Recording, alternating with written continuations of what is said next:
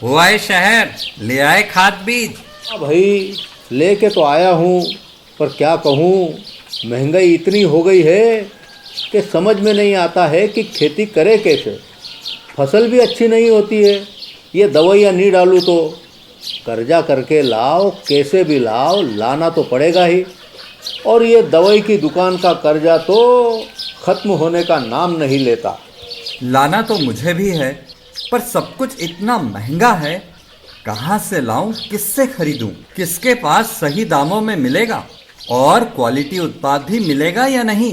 अपनी फसलों की सही दवाओं के लिए दूर दूर तक शहरों में जाना और दवाओं को लाना पड़ता है। फसलों के लिए दवाएं सही है या नहीं, ये जानकारी भी नहीं होती। फसलों की कटाई पर सही दाम मिलेंगे या नहीं, इन तमाम मुश्किलों से दूर होने के लिए आइए खेती बाड़ी केंद्र। खेती बाड़ी केंद्र एक ऑनलाइन सेवा केंद्र है जिससे आप अपने मोबाइल के द्वारा जुड़ सकते हैं, जहां आपको अपनी खेती के लिए सही प्रकार की दवाएं मिलेंगी, वो भी होलसेल मूल्य पर। वो सभी दवाएं सीधा निर्माता से लेकर आप तक पहुंचाते हैं, यानी कि बीच में होने वाले सारे खर्च की बचत आपकी जेब में। साथ ही साथ दवाओं को लाने और ले जाने की झंझट से भी छुटकारा। अपनी मुश्किलों को दूर करने के लिए आप खेती बाड़ी केंद्र पर एक मिस कॉल करें। खेती बाड़ी केंद्र का किसान मित्र आपसे तुरंत संपर्क करेगा और आपको सभी जरूरी जानकारी देगा। खेती बाड़ी केंद्र की फ्रेंचाइजी लेकर खेती बाड़ी मित्र बनिए और किसानों की सेवा कर देश की तरक्की में भागीदार बने। आज ही संपर्क करें नीचे दिए गए नंबर पर और खेती बाड़ी केंद्र से जुड़े। ये है खेती बाड़ी केंद्र ऐप। अच्छा, किसानों की सरदारी, उन्नत खेती बाड़ी। खेती बाड़ी केंद्र, देश के अन्नदाता की दुकान। पाकिस्तान के खिलाफ भारतीय सेना के ऑपरेशन विजय की जीत की याद में आज मनाया जा रहा है कारगिल विजय दिवस। राष्ट्रपति ने भारतीय सेना के शौर्य को नमन करते हुए जवानों के पराक्रम, बलिदान और देश की सेवा के लिए जज्बे को किया सलाम। रक्षा मंत्री, सीडीएस और तीनों सेनाओं के प्रमुखों ने भी राष्ट्रीय समर स्मारक पर दी शहीदों को श्रद्धांजलि।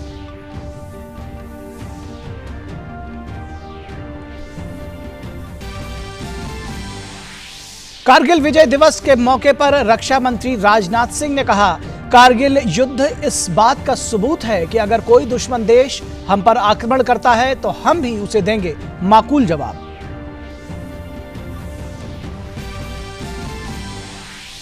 प्रधानमंत्री नरेंद्र मोदी ने कारगिल विजय दिवस के मौके पर कारगिल युद्ध के शहीदों को दी श्रद्धांजलि। कहा, मौजूदा वक्त में सीमाओं से परे भी कई मोर्चों पर लड़े जा रहे हैं युद्ध। पीएम ने कहा, सोशल मीडिया का जवानों और उनके परिवारों पर पड़ता है असर।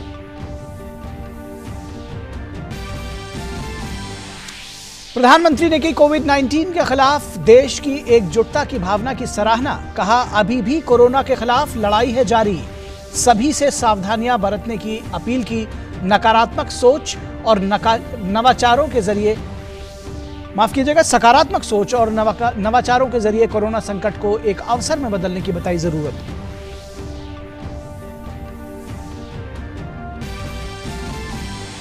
प्रधानमंत्री ने एक बार फिर त्योहारों के मौसम में लोगों से वोकल फॉर लोकल होने का दिया मंत्र। स्थानीय कलाकारों के हित में भारतीय हथकरघा और हस्तकला के उत्पादों को तेजी से बढ़ावा देने के लिए की लोगों से अपील।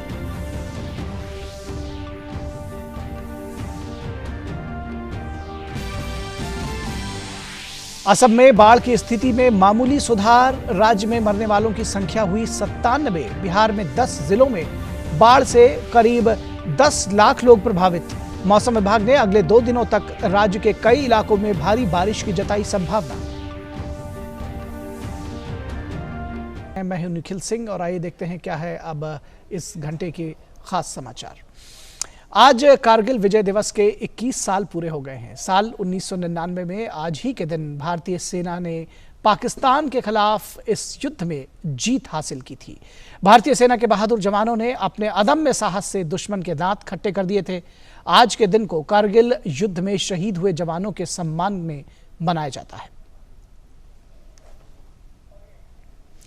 कारगिल विजय दिवस की 21वीं वर्षगांठ के मौके पर रक्षा मंत्री राजनाथ सिंह ने तीनों सेनाओं के प्रमुखों के साथ राष्ट्रीय युद्ध स्मारक पर शहीदों को श्रद्धांजलि अर्पित की। इस मौके पर रक्षा मंत्री राजनाथ सिंह, रक्षा राज्य मंत्री श्रीपद नायक और chief of defence staff general Vipin Rawat भी मौजूद रहे। कारगिल युद्ध पाकिस्तानी सेना और घुसपैठियों के को खदेड़ने के लिए 2 महीने तक लड़ा गया था, जिन्होंने द्रास, कारगिल और बटालिक सेक्टर में नियंत्रण रेखा के साथ चोटियों पर कब्जा कर लिया था। इस युद्ध में राष्ट्र की रक्षा के लिए भारत के 527 बहादुर जवान वीरगति को प्राप्त हो गए। हमारी सेना की बहादुरी और साहस के कारण कारगिल युद्ध में दुश्मन को मुंह की खानी पड़ी थी।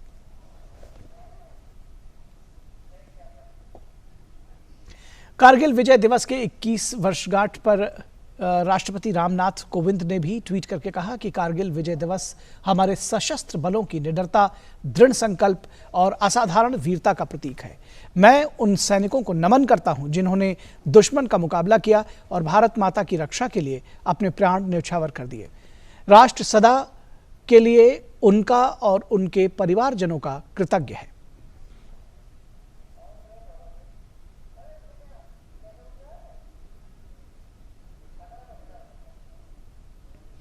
और कारगिल विजय दिवस के मौके पर उपराष्ट्रपति एम वेंकैया नायडू ने ट्वीट कर कहा कि ऑपरेशन विजय की 21वीं वर्षगांठ के अवसर पर भारतीय सेना के शौर्य को सादर नमन करता हूं।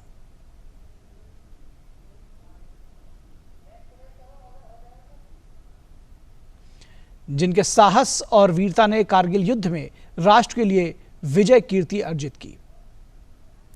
उपराष्ट्रपति ने कारगिल युद्ध में वीरगति को प्राप्त सैनिकों को श्रद्धांजलि देते हुए कहा कि देश की एकता और संप्रभुता की रक्षा के लिए अपना सर्वोच्च बलिदान देने वाले सैनिकों के शौर्य और उनके परिजनों के धैर्य के प्रति राष्ट्र सदैव कृतज्ञ रहेगा।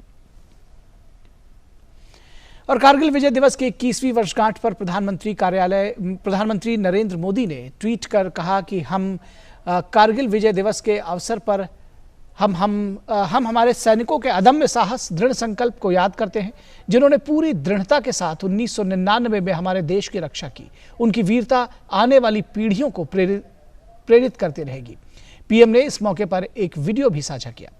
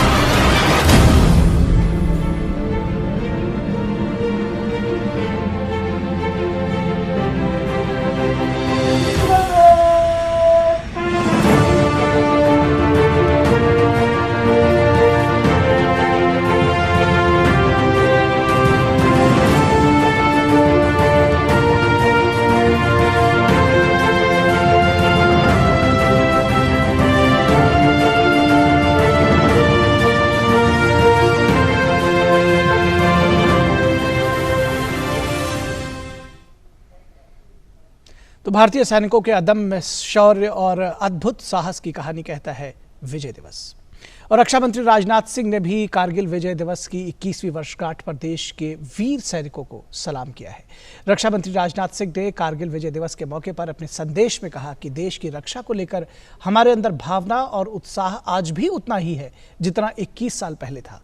रक्षा मंत्री ने पूर्व प्रधानमंत्री स्वर्गीय अटल बिहारी वाजपेयी जी के राष्ट्रीय सुरक्षा पर दृष्टिकोण का जिक्र करते हुए कहा कि वाजपेयी जी ने कहा था कि हम किसी बाहरी दबाव के सामने नहीं झुकेंगे, हम एक जिम्मेदार राष्ट्र है। भारत राष्ट्रीय सुरक्षा के दायरे में जो भी कदम उठाता है वो हमेशा आत्मरक्षा के लिए होता है। तत्कालीन प्रधानमंत्री श्री अटल बिहारी वाजपेयी जी ने उस समय राष्ट्रीय सुरक्षा पर अपना जो दृष्टिकोण प्रस्तुत किया था उसका जिक्र मैं यहाँ करना चाहूँगा। उन्होंने कहा था, हमने यह साबित कर दिया कि हम किसी बाहरी दबाव के सामने नहीं झुकेंगे। हमने यह भी साबित कर दिया कि हम एक जिम्मेदार राष्ट्र हैं। राष्ट्रीय सुरक्षा के दायरे में हम जो कुछ भी करते हैं वह हमेशा आत्मरक्षा के लिए करते हैं, आक्रमण के लिए नहीं। और अगर दुश्मन देश में कभी हमारे ऊपर आक्रमण किया तो हमने यह भी साबित कर दिया कि कारगिल की तरह हम उसे मुंहतोड़ जवाब भी देंगे। और रक्षा मंत्री ने वन रैंक वन पेंशन जैसी कई योजनाओं और नीतियों का भी जिक्र किया जिन पर सैनिकों के कल्याण के लिए सरकार जोर दे रही है। अपने वेटरन्स की कुशलक्षेम और उनकी संतुष्टि सुनिश्चित करना यह हमारा परम कर्तव्य है और यह सरकार अपने कर्तव्य को अच्छी तरह समझती है। देश की सेवा का अवसर मिलने के साथ ही वन रैंक वन पेंशन जैसी पहल पर कार्य करना इसका एक उदाहरण है। ऐसे ही और भी कई उदाहरण हैं जिनमें हमारे वेटरन्स के वेलफेयर और उनके रीसेटलमेंट और हेल्थ केयर, पेंशन पॉलिसी, बच्चों की एजुकेशन, ग्रीवेंस रिड्रेसल सिस्टम के साथ साथ वर्तमान में आई महामारी यानी कोविड रेस्पॉन्स के लिए भी हमारी ओर से बड़े पैमाने पर प्रयास किए जा रहे हैं। और लद्दाख के द्रास युद्ध स्मारक पर भी आज कारगिल विजय दिवस के मौके पर शहीदों को श्रद्धांजलि अर्पित की गई।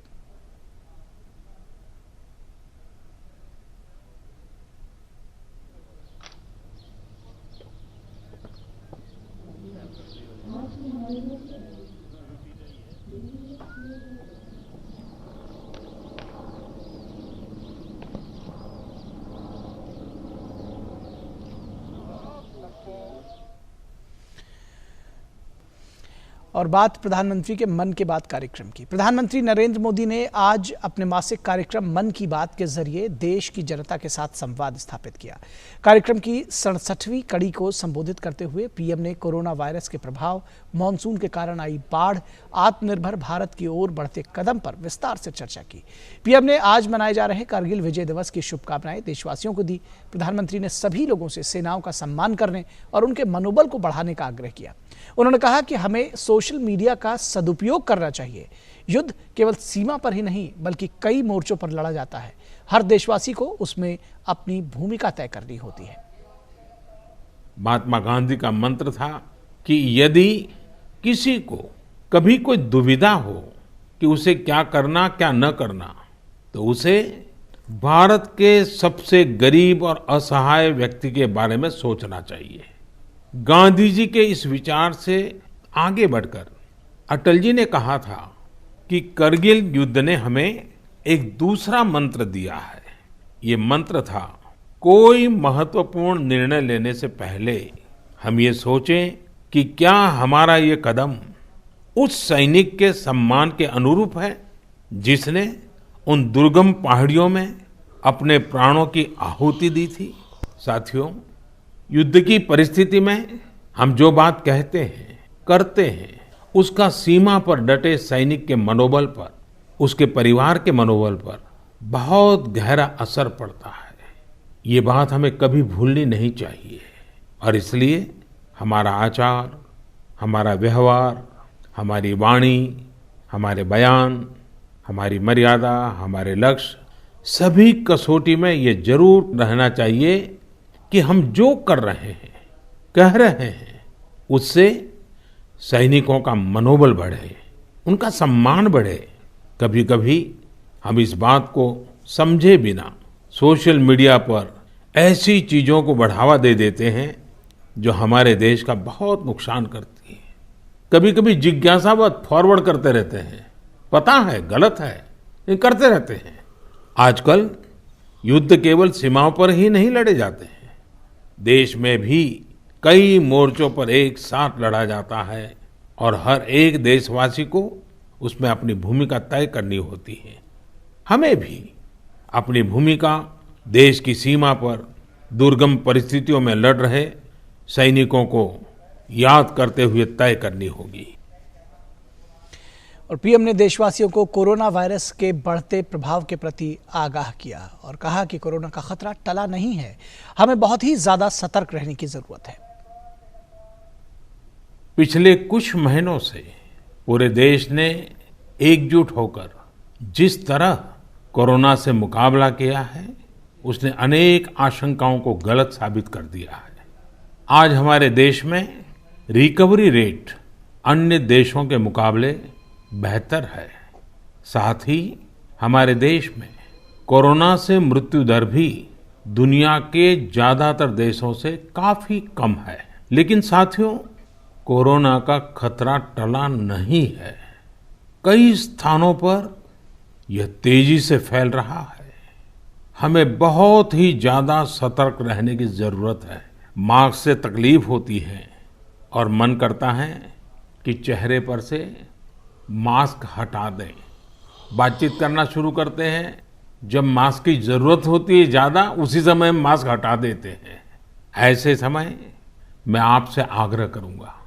ओ काका, हुआ है शहर, ले आए खाद बीज। हाँ भाई, लेके तो आया हूँ, पर क्या कहूँ, महंगाई इतनी हो गई है कि समझ में नहीं आता है कि खेती करे कैसे। फसल भी अच्छी नहीं होती है, ये दवाइयाँ नहीं डालूँ तो कर्जा करके लाओ, कैसे भी लाओ, लाना तो पड़ेगा ही। और ये दवाई की दुकान का कर्जा तो ख़त्म होने का नाम नहीं लेता। लाना तो मुझे भी है, पर सब कुछ इतना महंगा है, कहाँ से लाऊं, किससे खरीदूं, किसके पास सही दामों में मिलेगा और क्वालिटी उत्पाद भी मिलेगा या नहीं। अपनी फसलों की सही दवाओं के लिए दूर दूर तक शहरों में जाना और दवाओं को लाना पड़ता है। फसलों के लिए दवाएं सही है या नहीं, ये जानकारी भी नहीं होती। फसलों की कटाई पर सही दाम मिलेंगे या नहीं, इन तमाम मुश्किलों से दूर होने के लिए आइए खेती बाड़ी केंद्र। खेती बाड़ी केंद्र एक ऑनलाइन सेवा केंद्र है, जिससे आप अपने मोबाइल के द्वारा जुड़ सकते हैं, जहां आपको अपनी खेती के लिए सही प्रकार की दवाएं मिलेंगी, वो भी होलसेल मूल्य पर। वो सभी दवाएं सीधा निर्माता से लेकर आप तक पहुंचाते हैं, यानी कि बीच में होने वाले सारे खर्च की बचत आपकी जेब में। साथ ही साथ दवाओं को लाने और ले जाने की झंझट से भी छुटकारा। अपनी मुश्किलों को दूर करने के लिए आप खेती बाड़ी केंद्र पर एक मिस कॉल करें। खेती बाड़ी केंद्र का किसान मित्र आपसे तुरंत संपर्क करेगा और आपको सभी जरूरी जानकारी देगा। खेती बाड़ी केंद्र की फ्रेंचाइजी लेकर खेती बाड़ी मित्र बनिए और किसानों की सेवा कर देश की तरक्की में भागीदार बने। आज ही संपर्क करें नीचे दिए गए नंबर पर और खेती बाड़ी केंद्र से जुड़े। ये है खेती बाड़ी केंद्र ऐप। अच्छा, किसानों की सरदारी, उन्नत खेती बाड़ी। खेती बाड़ी केंद्र, देश के अन्नदाता की दुकान।